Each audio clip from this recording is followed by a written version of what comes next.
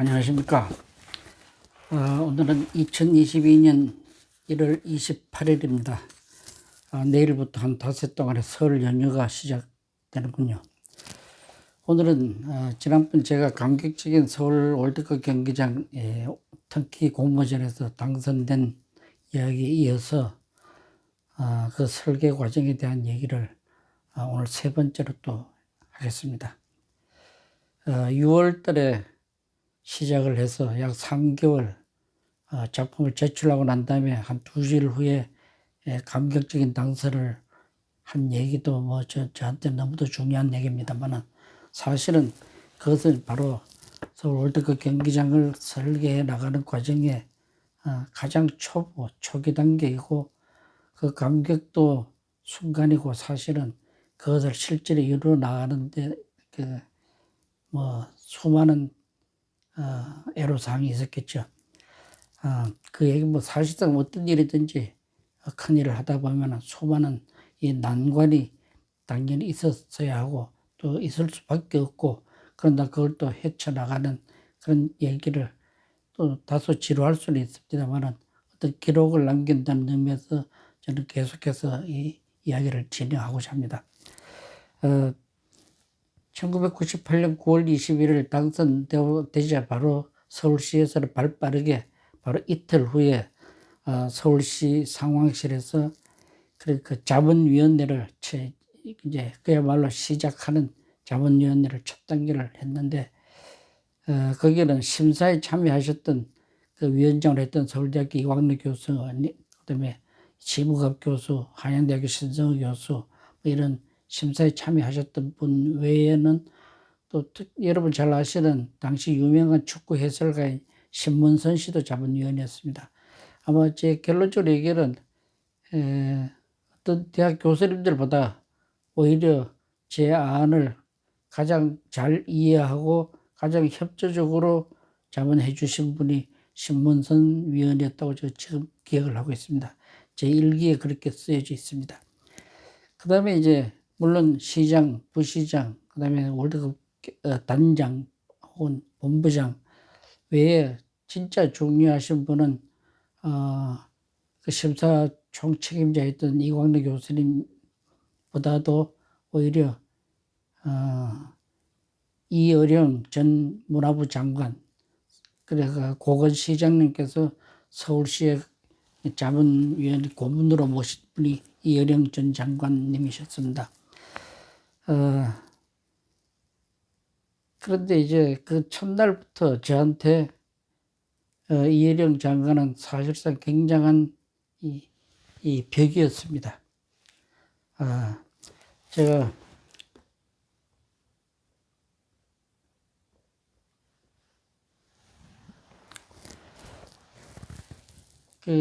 이게 이제 여러분들 아마 도면으로는 처음 볼 수 있는데 서울 월드컵 경기장은 보시다시피 이런 삼각형의 대지에 이렇게 동서남북 정북쪽은 이 방향이지 거의 남북측으로 보면 저 뒤에는 여기는 보조 경기장이 있고 주 경기장이고 바로 이 직선축으로 이쪽은 옆에 주차장인데 브릿지가 이렇게 연결되어 있습니다. 근데 여기 지붕 모양을 보면은 이 방편이라고 하면 위에서 봤을 때 모양이 딱 이 모양인데 이 둥근 이 타원형으로 둥근 이 오픈된 지붕에 일부 이렇게 유리창으로 덮여진 공간이 있습니다. 유리창으로 덮여져 있는 이 부분을 이어령 장관뿐 아니라 이광로 심사위원장 하셨던 이광로 원로 교수님께서도 이 두 분들이 이걸 없애라, 이 지붕을 없애라, 유리 지붕을 없애라 하는 저는 정말 너무 뜻밖의 어떤 너무도 당연하게 있어야 하는 것을 없애라 하니까 그 설득을 하는데 굉장한 세월이 지났습니다. 막 근 3개월 동안 그걸 제가 마지막 싸웠다고 해야 되는가 설득하는 과정이 굉장히 험난했었습니다, 사실은. 근데 어쨌든 이 부분을 갖다가 이제 이걸 왜 해야 되냐. 이 부분을 왜 유리를 했느냐 하면은 이 잔디에 태양이 더 많이 들어가도록 하기 위한 것이고, 그럼 왜 이걸 또 덮었느냐? 이 피파 규정에 이만한 면적만큼 관객석과 VIP석을 덮어야만이 이 월드컵, 그러니까 주경기장이라고 하는 거는 개막식과 폐막식을 하는 경기장을 주경기장으로 하는데, 이거는 전에도 말씀드렸듯이 완전히 지붕을 다 덮는 경기장은 예선전을 하는 경기장은 되지만은 주경기장은 지붕을 다 못 덮게 되어 있습니다. 그래서 이렇게 참 고심 끝에 만든 이 지붕을 이걸 다 헐어버려라. 제가 그랬어요. 피파의 규정상 안 됩니다. 했더니 이혜령 선생께서는 그럼 이걸 임시로 천을 쳤다가 나중에 그대로면 될 거 아니냐. 그것도 이런 말씀을 하셨어요.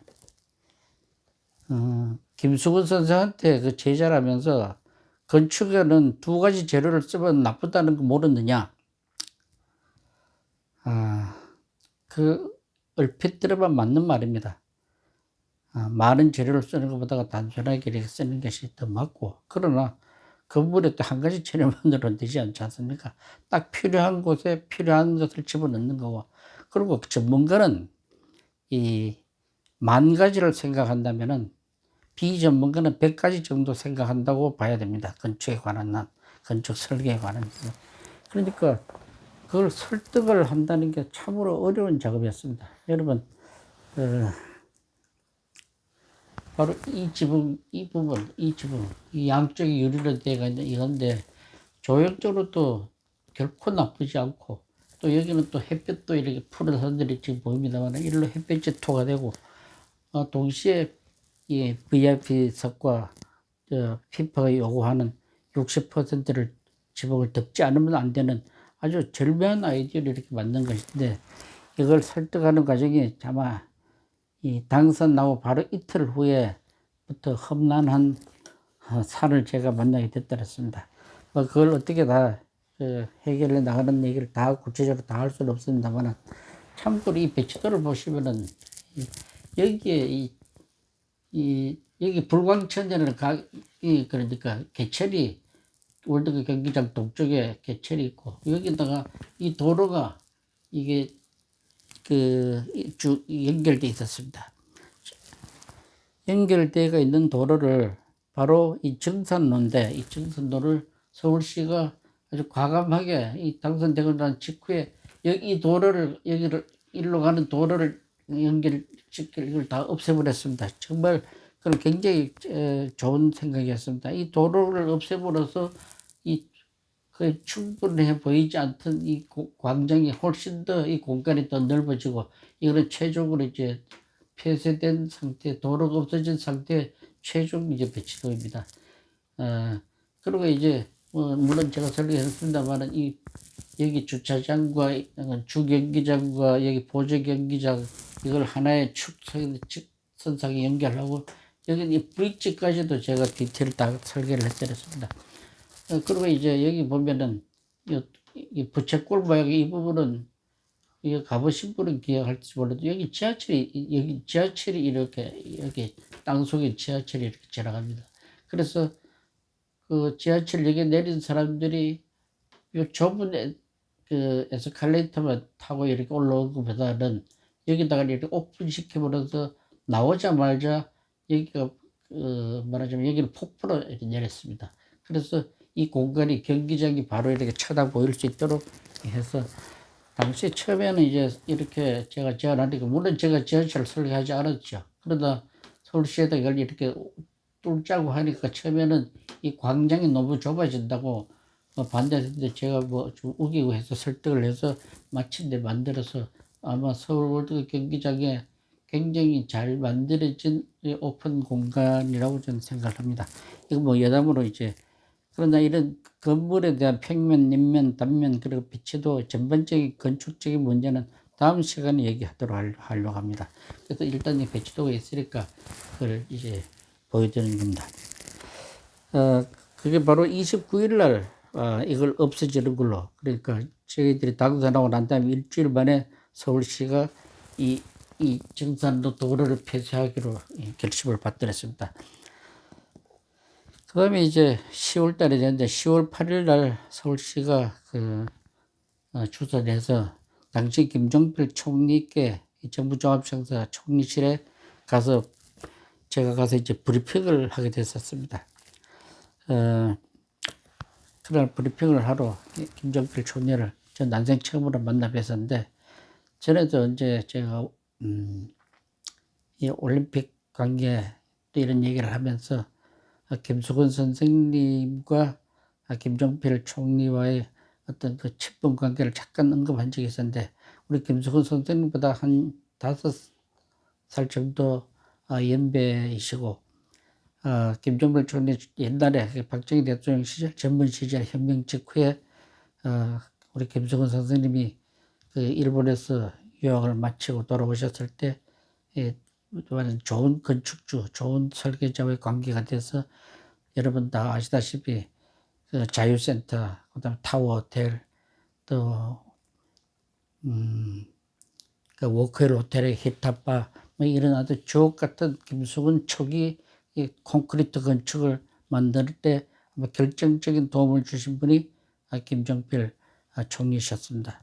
이제 두 번째로 김대중 대통령 시절에 두 번째로 총리가 되셨을 때 이제 제가 처음 만났더니 제가 모델을 하고 놓고 이 경기장에 대한 설명을 했더니 제가 김수근 선생님 제자라고 말씀을 드렸더니 하시는 말, 그 얘기 하기 전에 그 아마 미리 알고 계셨는지 이렇게 한참 보시더니만은 여기 김수근의 냄새가 남아있군.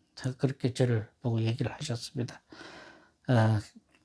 어쨌든 그분은 뭐 우리 김수근 선생에 대한 말하자면, 뭐랄까, 좋은 추억을 갖고 계시는 걸 그때 느낄 수 있었습니다.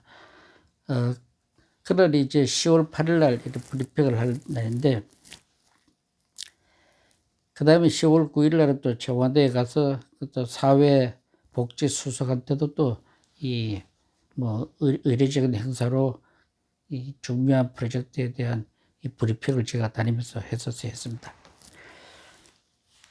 그 다음에 이제 10월 21일에는 또 제 개인적으로 즐거운 추억은 KBS에서 명인전이라는 다큐멘터리를 저를 주인공으로 해서 촬영을 또 시작을 했었습니다. 뭐 어쨌든 그런 월드컵에 당선됨으로써 제가 사회적인 그런 어떤 이 다큐멘터리의 어떤 주인공이 된다든지, 그리고 이제 11월 6일, 그러니까 제가 당선되고 거의 한 달 후입니다. 한 달 후에 서울시에서는 미리 착공식을 했습니다.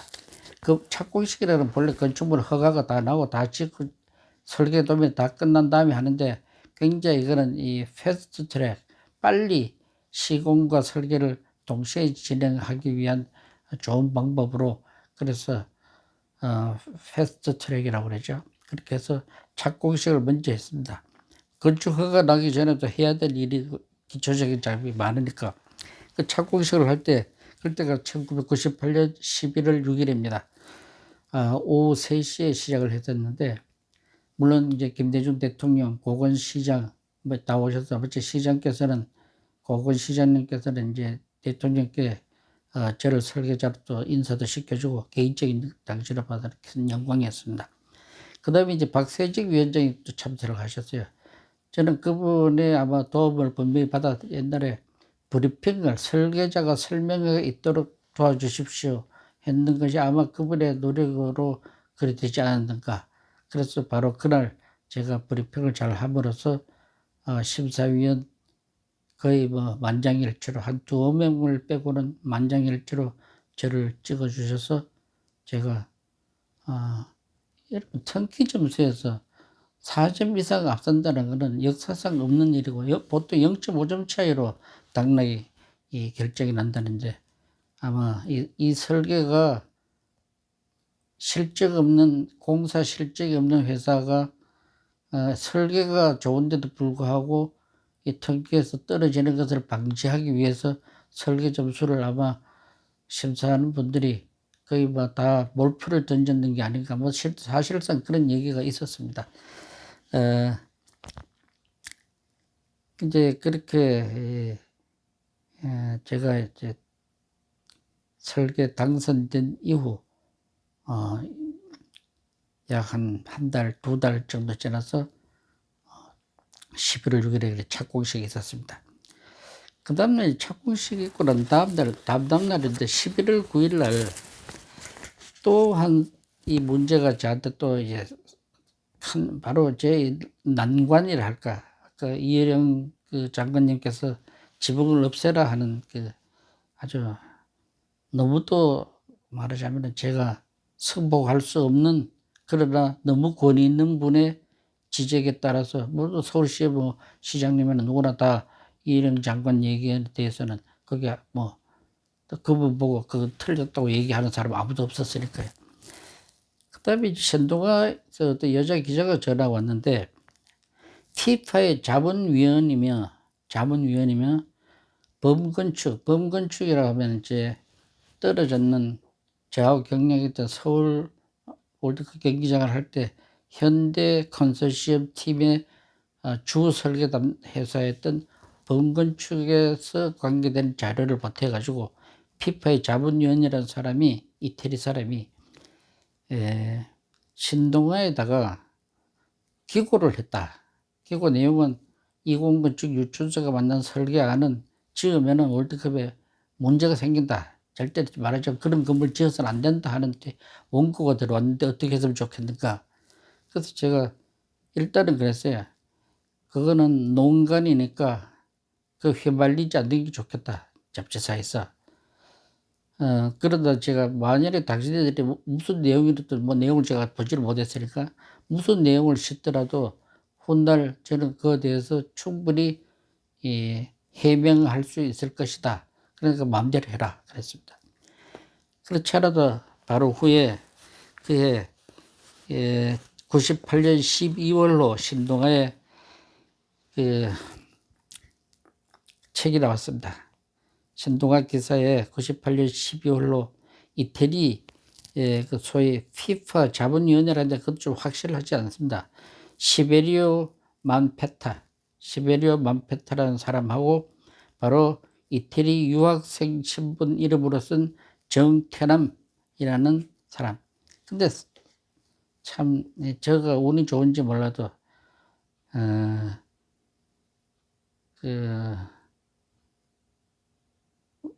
이태리에 제가 여행 갔을 때 거기 여성 유학생 한 분이 이 정태남 씨를 잘 안돼요. 그래서 그분한테 받은 명함을 보여줬어. 그랬더니 뜻밖에도 범건축 직원으로 되어 있었어요. 제 상대편 직원. 그러니까 다른 사람이 쓴 것처럼 하면서도 사실은 범건축 직원이 이태리 사람하고 서로 개인적인 친분이 있었는지 그 설득을 해가지고 신동아에다가 모함성 원고를 쓴 겁니다. 그거는 너무도 어처구니 없는 내용인데 제가 분명히 신동아 보고는 그런 글을 싣지 않는 것이 좋겠다고 했는데도 불구하고 그 글을 실었는데 그 내용에 가장 핵심적인 내용이 이런 겁니다. 여기 강이 흘러가는데 여기다가 경기장을 지으면 경기장 이 레벨이 강 레벨하고 비슷하게 해가지고 일로 물이 스며들어 와가지고 여기가 완전히 물바다가 된다. 강이 물이 들어와서 물바다가 된다. 그 위에다 잔디가 어떻게 이끼가 어떻게 막혀가지고 어떻게 하여튼 어떻게 논리적으로 전혀 닿지 않는 글을, 그러나 장황한 아주 악의성 글을 신동아에다가 실었는데 당시 또 잡지들은 또 그렇잖아요. 중요한 프로젝트가 이렇게 뭐라자면 어떤 좋은 화제거리가 될 만한 기사니까 이거는 실제하고 실었는가 봐요. 그러나 개구리한테 돌을 던지기는 쉬워도 맞은 개구리는 정말 아픕니다. 이게. 그게 왜 아프냐. 제가 아무리 그렇지 않다고 그래도 당당 시의원들이라든지 훗날까지도 굉장히 예를 들어서 국회의원들이라든지 이분들이 굉장히 시비를 이걸 해명을 하는 게 얼마나 힘든지 모릅니다. 근데 이제 저를 도와주는 것이 있다면 거꾸로 여기는 지하철 5호선이 지나가거든요. 지하철이 지나가는데 옆에 콘크리트 박스가 이렇게 각을 따라 이렇게 지나가지 않습니까? 그러면 어떻게 여기서 이 물이 이런 들어오고 싶어도 들어올 수가 없어요. 근데 이 글을 쓴 사람은, 이 모함의 글을 쓴 사람은 아마 옆에 지하철 박스가 있는 줄도 아마 몰랐는 것 같아요. 참으로 어처구니 없는 일인데도, 그런데도 불구하고 일반 권위 있는 잡지에 이 시비성 글이 실리고 나니까 많은 뭐 시의원들, 이분들이 저를 정말 힘들게 했습니다. 저만 힘들게 한 게 아니라 서울시 부시장, 담당 국장 이런 분들이 실무를 담당하는 분들이 굉장히 이 고통을 받았더랬습니다. 아마 그게 11월 20일이었고,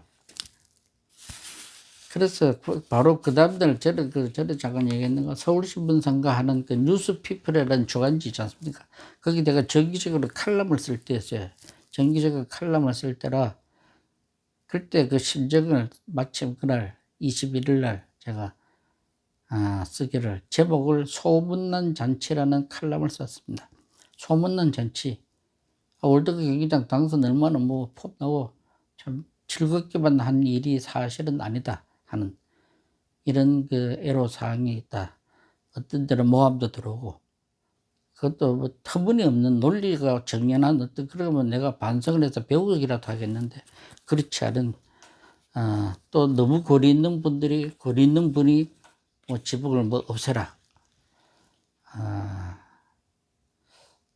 제가 어떤 칼럼을 그때 다를 때 썼었는데, 예, 어느 한 분야의 문화적 권위를 갖고 다른 분야, 특히 과학이라든지 무슨 다른 분야에까지도 더 많은 권위가 있는 것처럼 얘기하는 것은 반문화인이다. 저는 지금도 확신을 합니다.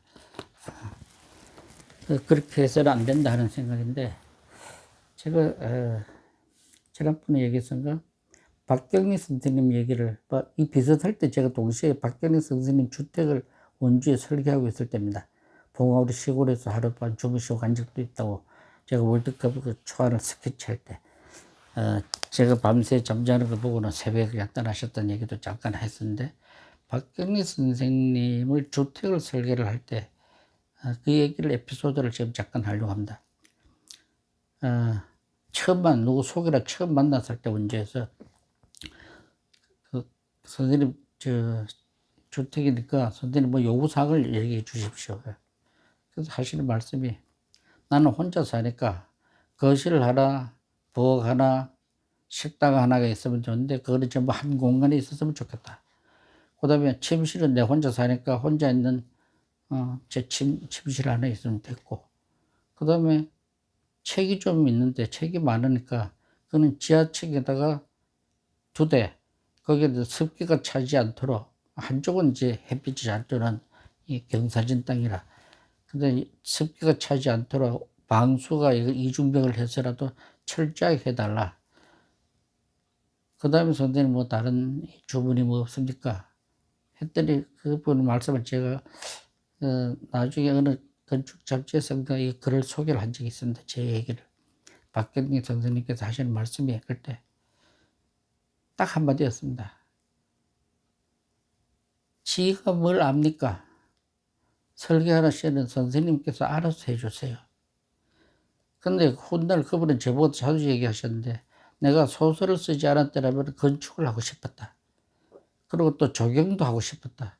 실제로 그분의 사는 집은 장독대나 뭐나 주변에 밭을 꾸미는 조경에 대한 그 안목이 너무도 빼어나서 정말 아름답게 주변을 잘 꾸밀 줄 아셨어요.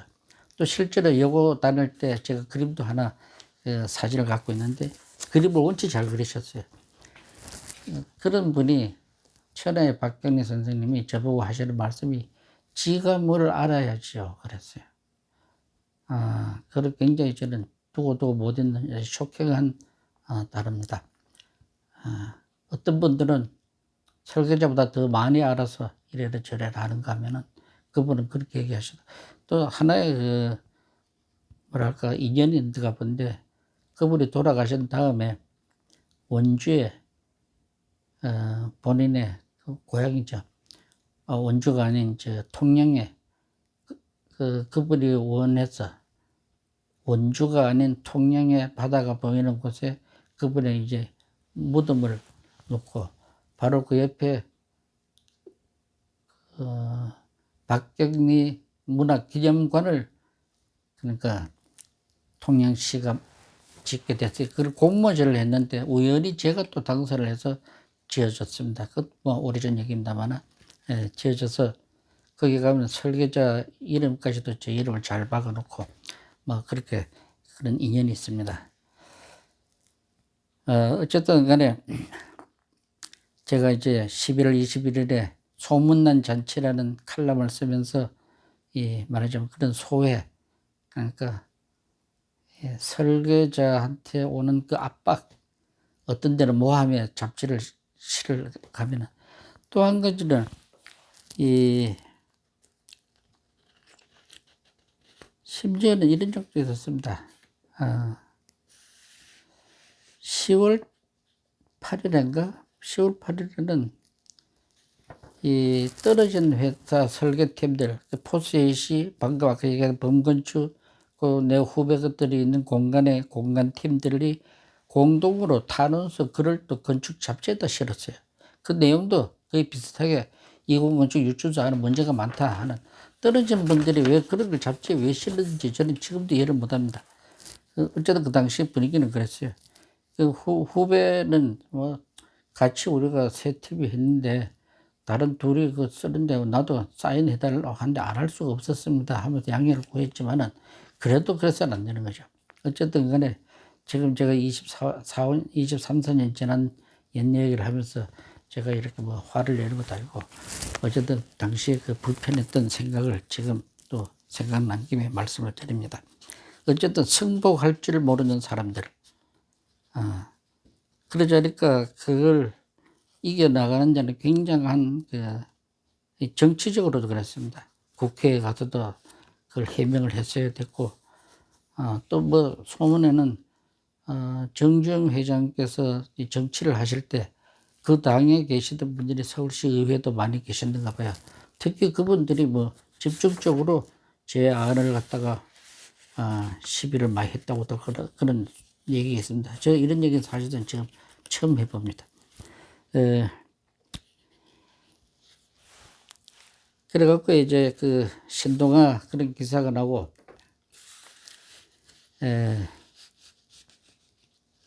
그 다음에 이제 11월 한 25일쯤 돼서는 이 미국의 가이거 회사에서 그 삼성하고 마침내 설계 계약을 뭐 처음에는 뭐 삼성도 거기 안 하고 또 할 수 있는 방법도 연구를 많이 하고 했었어요. 근데 어쨌든 마침내 제가 주사를 해가지고 미국 팀에다가 90만 불로 그에게 어떤 설계비를 지불하도록 제가 조사를 해놨습니다. 그러니까 제가 파리에서 처음으로 서울 월드컵 경기장 기본 구조 컨셉을 그리면서 만약에 당선이 되면 당신들한테 큰 이익을 갈 수 있다. 당선될 확률을 해서 내가 관로해서 50%를 적었는데 사실은 그때 5%를 적으려고 하다가 사실 확률이 5%도 안 됐을 텐데 50%라고 제가 동그라미를 하나를 더 쳤었던 기억이 납니다. 그래서 그 약속대로 그분들도 대단한 노력으로 당선이 되었고, 또 그래서 그분들은 많은 말하자면 구조 설계비를 받아갈 수 있도록 제가 조사를 다 해드렸습니다. 그 다음에 이제 계약도 삼성 엔지니어링 측과의 계약도 이게 보통 일이 아닙니다. 큰 도움을 받았다는 것은 삼성 엔지니어링 회사는 문자 그대로 엔지니어링, 그러니까 기술적 설계를 전문으로 잘 할 수 있는 회사예요. 그래서 그분들의 그 도움도 많이 받았지만은 동시에 당선되고 한 3개월 정도 지나서 비로소 설계비 같은 게 거의 합의가 됐더랬습니다.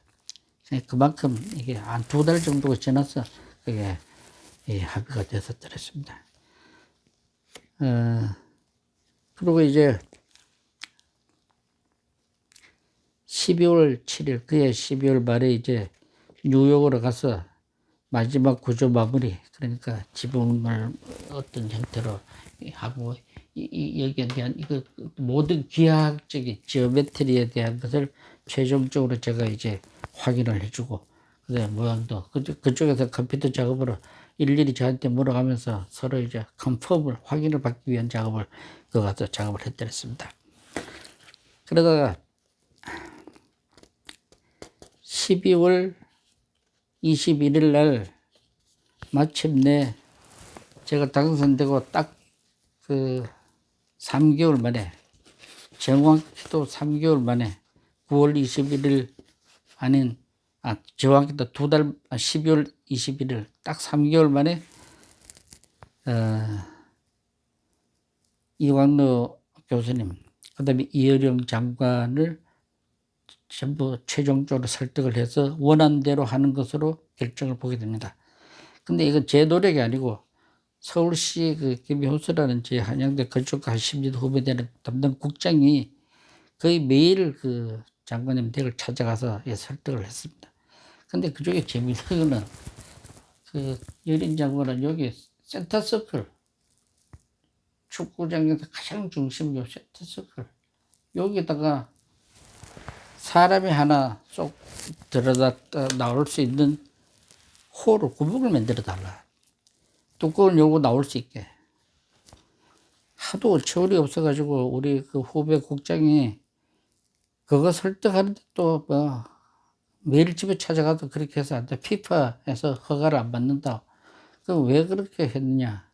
그러니까 뭐 저 얘기가 아니라 그 담당자 그 국장 얘기인데, 올림픽을 할 당시에 88 올림픽을 할 당시에 이 동태에 굴리는 어린이 그 아주 그 인기 좋았지 않습니까? 그 어떤 추억이 남아서 그거 비슷한 어떤 퍼포먼스를 하는데 센터서클에서 뭐가 어린이나 뭐가 톡 튀어나와서 뭐 하면은 사람들이 깜짝 놀랄 거 아니냐 하는 뭐 그분다운 아마 그 발상이 있었던 게 아닌가. 그걸 이제 우리 그 담당 국장이 그렇게 하면 안 된다. 피파의 규정에도 안 되고, 그 설득을 안 되니까 나중에는 이쪽 VIP 스탠드 여기서 밖으로 뭐 이렇게 나가는 구멍을 만들어 달라 해서 그걸 하나 만들어 줬다고 들었습니다, 제가. 어쨌든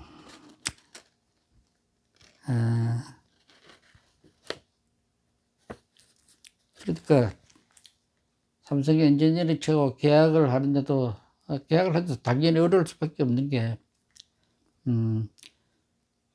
저를 많이 도와준, 같이 참여했던 정림건축, 그 다음에 저는 또 저 회사에서 분사대가 있는 비욘드 스페이스 건축, 말하자면 법적으로 다 다른 조직이니까, 거기도 나중에 같이 참여하게 된 원양건축 이중찬 회장팀, 여기 어떤 뭐랄까 설계비를 조정, 서로 어떻게 이 퍼센티지를 나누는 작업도 용이하지 않았고, 또 그 비용을 서로 결정을 보는 것도 어렵고, 그런다 그 뭐 어떤 프로젝트나 당연히 다 그런 과정을 밟아야 되니까. 하나 또 운이 좋았던 것은 당시에는 삼성그룹 내에 구조조정본부인가, 왜 IMF의 모든 기업체마다 다 그 어떤 이 그룹 전체를 정책적으로 총괄하는 구조조정본부가 있었는데, 거기 부사장이라는 진성님이라고 하는 이 부사장이 있었는데, 제 고향 경상북도 봉화, 거기서 고등학교를 졸업했으니까 봉화 후배가 마침 거기 있어서 그분의 도움도 사실상 많이 받았다는 것을 지금 말씀드릴 수 있습니다. 어쨌든 저 아까도 한 10년쯤 전에 자꾸 하셨죠.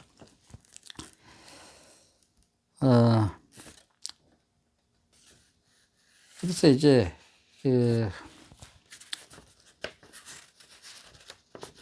아까 말씀드렸듯이 월드컵 경기장은 이렇게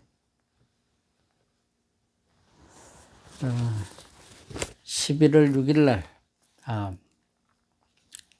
이렇게 착공식을 했는데, 아까 말씀드렸듯이 착공식은 뭐 허가가 나도 착공식을 하는 게 아니라 원체 공정을 앞당기기 위해서 착공식을 했었는데, 저는 이 15명의 이 발파 버튼을 누르는 중에 건축가도 거기에 한 사람이 이제 참여하게 된 것을 개인적인 영광이다라고 저는 일기장에 써서 드렸습니다.